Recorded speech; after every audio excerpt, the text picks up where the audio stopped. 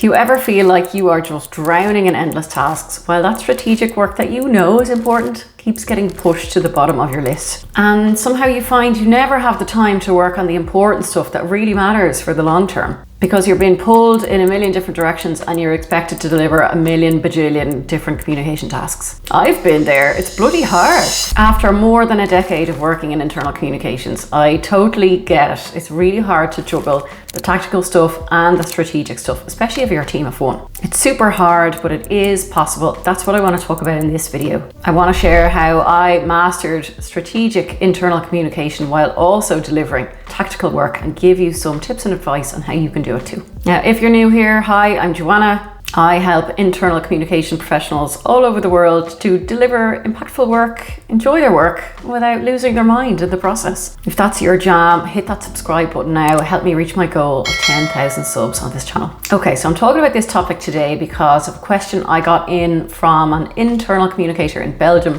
Let's have a look at their question. My biggest challenge is balancing operational tasks with finding time for strategic work. I've just recently started in a new job and there's a lot of expectations on aligning internal communications with the company's strategic goals. But the amount of tasks that falls on the internal communications agenda in any day makes it incredibly difficult to carve out time for that strategic planning. Now, when I read this message, I thought I could have written this myself years ago, nearly word for word.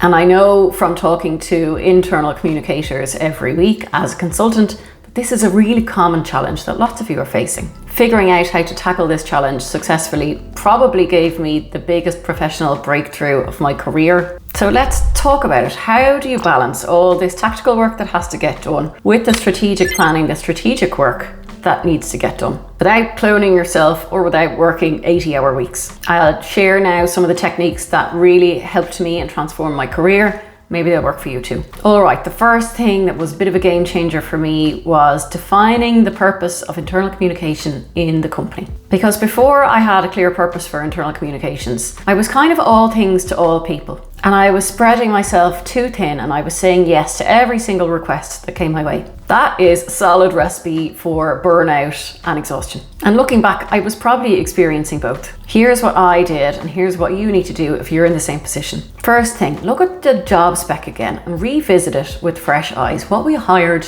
to do. Second thing, have a very direct, candid, honest conversation with your boss about the expectations for your role and the expectations for what you need to focus on and deliver. And then the third thing is do a bit of reflection on how you're spending your time and where you are putting your energy. Is that creating impact or are you just busy all the time working on stuff that kind of doesn't matter? Then I got kind of into the purpose of it and I asked myself questions like, what did I think was the purpose of internal communication in that company? Was it to drive alignment with company goals? Was it to improve trust with the leadership team? Was it to improve connections between colleagues? Was it ensuring people had the information they needed to do their job to improve productivity? The next thing I did was I asked my boss the same question. Did they think the purpose of internal comms was the same as what I thought? Were we on the same page? And then once we got on the same page, I dug a little bit deeper. What would success look like for this purpose in 12 months' time? This helped me figure out what was actually important to spend my time on and to start thinking about the work I was currently doing that should be eliminated or delegated to somebody else. Now, getting clarity on the purpose of internal comms really was a game changer for me because previously I was delivering all sorts of random communications left and right depending on what people were asking for. I was super busy, but I really had no idea if I was making any impact, if I was driving any business results. There really was no end goal. There was no kind of purpose that I was working towards. But when you do have a clear purpose, everything changes. It gives you a really good way to evaluate every request that comes your way. Does this align with the purpose of my job or not? And it helps you to say no to that random stuff that you shouldn't be doing. For example, if the purpose of internal communication in your company is to create alignment with strategic goals, then when Debbie from finance is coming to you asking to make her slides look pretty,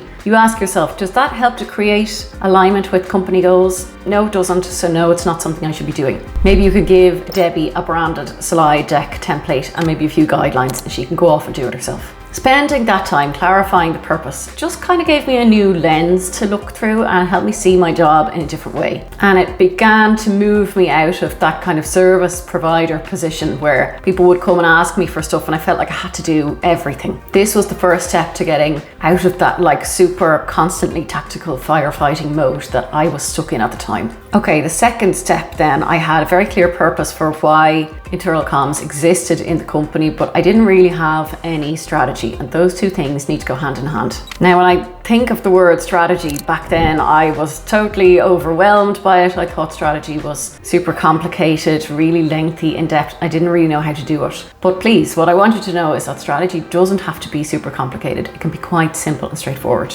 Particularly when you're drowning in tactical work, you don't have time to like block off 2 weeks to spend on a strategy. You need to get something together more quickly. So you can put together a pretty simple strategy. Ask yourself these kind of questions. What is the business trying to achieve? How is internal communication going to help the business to achieve that? What specific objectives do you need to set in order to make that happen? And what kind of tactics would you deliver to make those objectives a reality? The magic of this approach is in the simplicity. When I was drowning in tactical work, I didn't have time to make a 30-page PDF document of a communication strategy. I needed something simpler and quicker. Essentially what I needed was something I could reference for making regular decisions every single day about how to spend my time and where my focus should be. And having a really quick strategy that was aligned to business goals gave me exactly that. And the first time I ever created like a quick one-page strategy like this, it was at a time where I was just absolutely swamped by like urgent tactical requests. They're always urgent, aren't they? When I just had this kind of light bulb moment, I realized I had to stop. What was I doing? Where does it end? Because my to-do list was only getting longer and longer and longer, and I was getting more and more tired. So I have this like very key memory of like blocking out 2 hours in the morning quite early before people were in the office and just getting down on paper what I thought some core strategic objectives should be. Was it perfect? Absolutely not. Was it done? Yeah. Having that simple document gave me a way to talk to my boss about what I should be focusing on, and we worked together then to refine it and to basically take a load of urgent tactical stuff off my desk. Doing this does take a little bit of investment of energy and time, but it will pay off in the long run because so much stuff will just fall away and you will have more time. So the third step is you need to create some sort of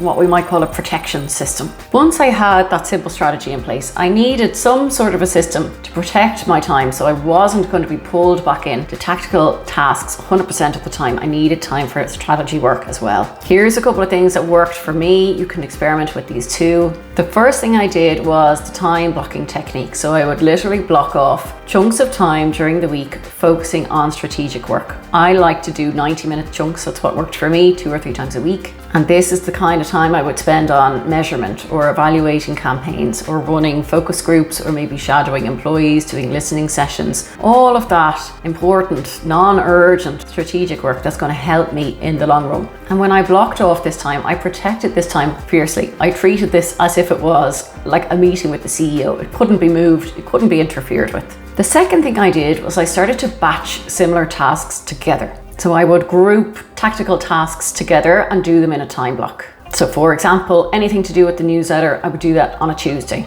Stuff to do with leadership communications, planning the town hall, I might do that on a Wednesday. Now, this didn't work all of the time because stuff happens and stuff comes up, but a lot of the time this batching and scheduling approach really worked for me and it became very efficient. I wasn't constantly jumping from one thing to another. I wasn't context switching all the time. This helped me speed up my work and freed up more time for that strategy stuff. A third thing I did, which could be very useful for you, is I created simple templates, guidebooks, and processes. So I looked at what kind of tactical tasks are recurring, what do I have to do over and over again, and how can I make templates for them? This again saved me tons of time in the long run. So for example, I created things like a leadership announcement template with pre-approved kind of sections and structure, a content request form that stakeholders would have to fill out. So they would have to think about and clarify their objective before asking me to do anything. A monthly newsletter template that I could quickly populate with content, an approvals workflow that would cut the approvals time from 5 days down to 2, that kind of thing. Anything I could templatize or make a workflow or make a clear process for, I did it. The time savings I got for that allowed me to have those 90-minute blocks during the week for that more strategic work, that long-term success work. And number 4, a technique that worked for me, let's call it power hour. I don't know, I just made that up. In the morning, I would spend an hour working on the most important task of that day before I opened my inbox, before I looked at any Teams messages, before people started pulling me in a million different directions. I thought about what's the most important thing I need to get done today, and I would spend an hour on that.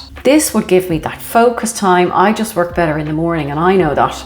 I had that focus time before I got distracted or before I got sucked into all this other stuff that's going to come up. Now again, this didn't work every single time. It wasn't perfect, but it worked a lot of the time, and my boss was on board with it. And that compounded and gave me more results over time because I had that focus time. And a really important skill that you need to learn, that you're going to hate me now for saying this, but you need to learn how to say no to stakeholders for all of this to work. So when people come to you with tactical requests that aren't particularly aligned to business priorities, they're nothing to do with your communication strategy, you need to be able to say no. It doesn't necessarily mean that work doesn't get done, but maybe the stakeholder does it themselves or delegates it to somebody else. You don't have to do everything for everybody. And being able to say no, being able to have this approach really helped me to get rid of so many of those random bits of communication, all those ad hoc requests that were taking up so much of my time before, but they really weren't contributing to the achievement of my strategic goals in the strategy, and they weren't really delivering any business impact. So for example, if Brian in engineering comes and says, hey, I need you to make a poster for the social event we're having on Friday, instead of saying, oh yeah, no problem, I'll make that for you, instead you can say, oh, here you go, here's a template you can use, just update the text and whatever, you can do that yourself. And off Brian goes